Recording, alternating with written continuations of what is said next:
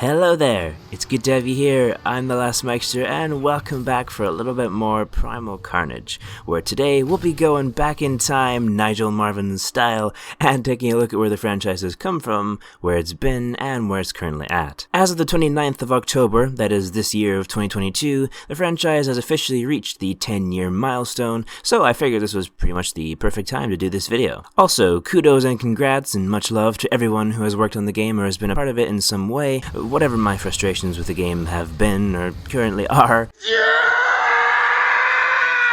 The truth is that this game has done a lot for my channel and I have met some truly excellent people through it. So, grab your machete, let the nostalgia flow, and let's glitch into the bowels of hell as we get straight into this one. Now, what better place to start than at the beginning? I know, slightly controversial, but hey, let's do it anyway. The original Primal Carnage was first announced in February of 2010 and was developed by Lukewarm Media and published by Reverb Publishing. During this time in 2010, a tech demo was released on the Unigine game engine showing some dinosaurs in what was planned to be fairly open levels, but this was later switched to the Unreal Development Kit, a free version of Unreal Engine 3, because it was easier to work with. This switch meant that support for 64-bit systems and Linux was no longer possible, and as a result the game's scope narrowed to be a more intense experience with smaller levels. Now, I couldn't find these videos anywhere, so I'll put the relevant class from Primal Carnage Extinction on the screen instead. But not long before the game's release, short animation demos to showcase the human classes were shown off, and some confusion may have been caused by these, as the humans' names were later changed, but some still use the original ones from the animations. The Commando was called the Heavy, the Pathfinder just called the Native,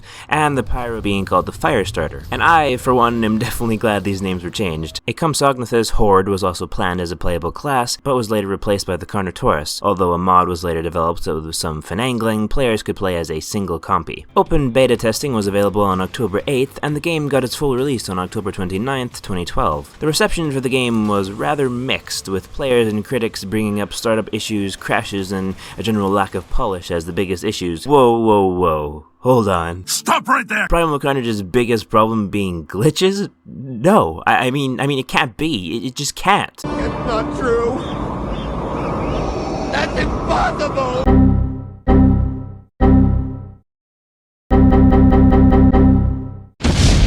That's all, folks. The biggest update to the game came in the form of a new mode, Get to the Chopper, where the Spinosaurus was introduced, but exclusively to the mode. However, this was later modded out as well, so you could play as it on Team Deathmatch maps. The paid DLC pack set the stage for Primal Carnage Extinction in a way, as back in the original game, the Tupandactylus was just a skin for the Pteranodon, and the Cryo a skin for the Dilophosaurus. Of course, in Extinction, they both became their own classes. Some slightly more out-there ideas were considered for the game as well, like NPC humans across the maps, Triceratops as a playable class, and even a dog for the Pathfinder to help sniff out dinos that were hiding. While all this stuff sounds pretty cool on paper, I imagine it would have been difficult to implement, maybe even annoying if you're a raptor and Fido comes over to sniff your ass and all of a sudden you're getting shot to pieces, and as such, none of this stuff ever made it past concepts and models. Speaking of models, you can actually find the Pathfinder's dog on the Visitor Center survival map in Primal Carnage Extinction, hiding out in the garage, and you can even let it out.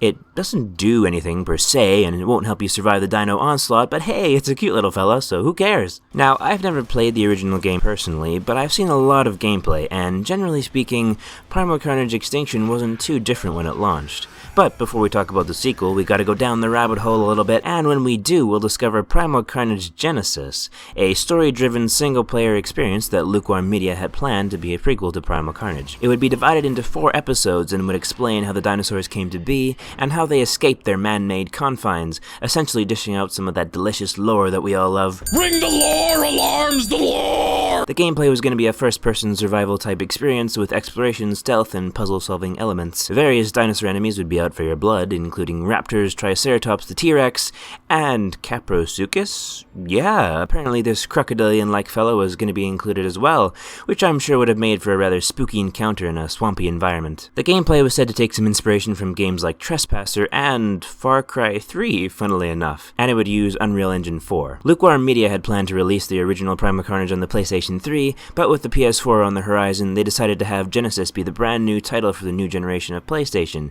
And not only that, but Genesis was also one of the very first indie games to be announced for the platform. The first episode was set to launch alongside the PS4 itself in November of 2013, and things seemed to be on track. However, in September of 2013, things started to go downhill, as they so often do with dinosaur games. The game was put on hold around that time due to internal disagreements within the company about the direction of the franchise, and some even saying that the game was simply too large of a project for the indie dev team to take on. In May of 2014, Lukewarm Media announced that Genesis was officially put on the back burner, a phrase that gamers were all too familiar with these days, in order for more work to be done on the original Primal Carnage. The company's co-founder, Ashton Anderson, had already left at this point, and on bad terms no less, which led to confusion over the rights to the franchise. Following this unsavory turn of events that included management issues and creative differences, it wasn't long before Lukewarm Media was disbanded, and Circle 5, a group of devs from the modding scene for Primal Carnage, got the rights and took over. The same reason was given from Circle 5 as to why Genesis wouldn't be released, with the scope once again being too large for the small dev team to handle. Primal Carnage 2.0, a rebuild of the original game, was the next thing in the works, but after Circle 5 took over,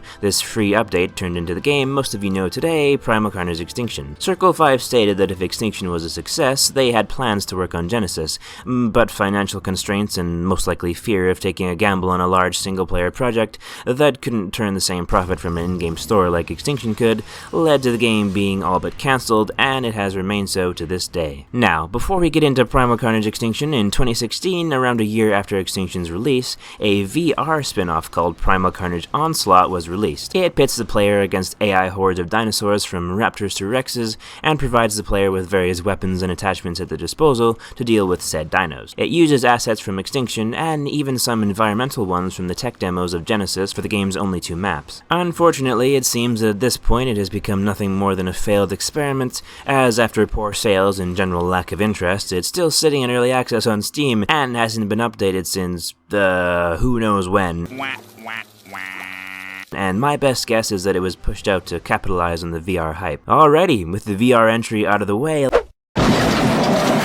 let's jump back a year for the release of the Big Kahuna. Primal Carnage Extinction was developed and published by Circle 5 with help from Pub Games for the technical side of things, and Panic Button porting the game to PlayStation. The game was released into early access on December 3rd, 2014, released officially on April 3rd, 2015 for PC, and then also came out for the PlayStation 4 roughly 5 months later on October 15th, 2015. When the game launched for PC, it had some rather large issues on the technical side of things. Shocking, I know. What? No! Oh my god! The biggest problem seemed to be that upon spawning, players would teleport outside the map. Wow, what a handy feature! Over the next couple of years, the game saw fairly constant bug fixes, balance tweaks, and the new updates on PC that were also ported to PS4, with the biggest thing being added, both in terms of content amount and actual in-game scale, was a new dinosaur, the Acrocanthosaurus. However, the Circle 5 team shrunk down until there were only 3 part-time employees working on the game in 2016, and as a result, the updates slowly started to become farther apart until in late 2017,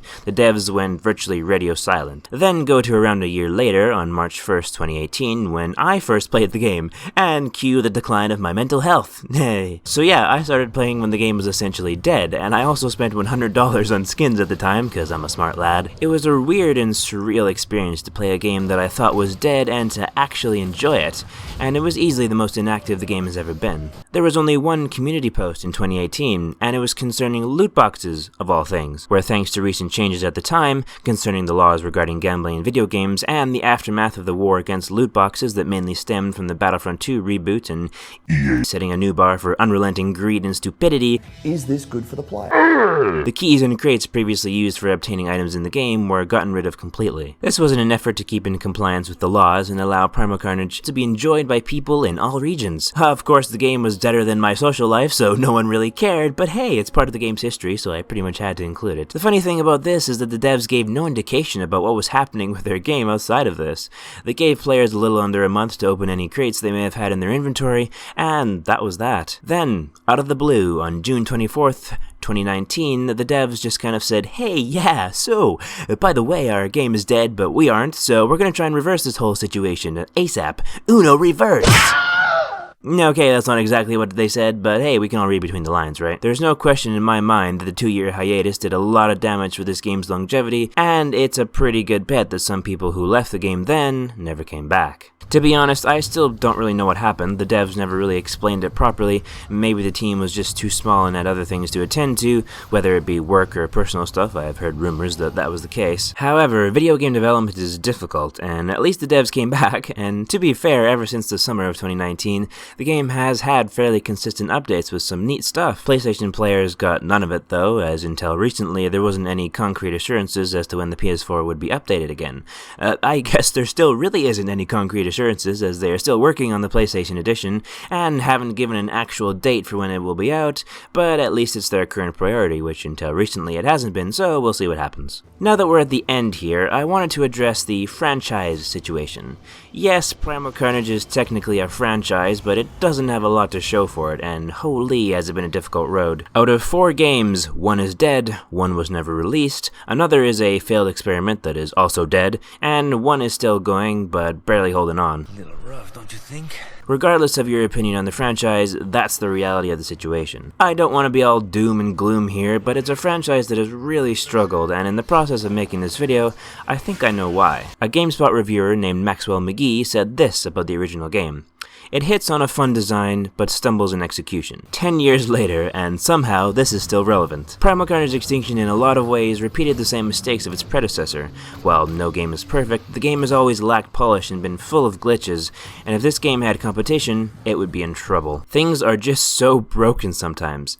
So, I see new items come into the store, the absolutely awful crafting and borderline extortionate one-time use paint bucket and paint mixing system, and a freaking merch store, and I wonder how these gameplay problems don't get fixed. Resources were put into making a whole merch store with t-shirts, posters, mugs, etc., but not into, I don't know, fixing pounce? Fixing the team balancing? Are new skins more important than a game that works? Many companies probably think so, and I just don't see this game improving as much as it should be. Yeah, the new stuff has been great, but how many players have left because they didn't have the patience for a game that fails to function on a basic level sometimes?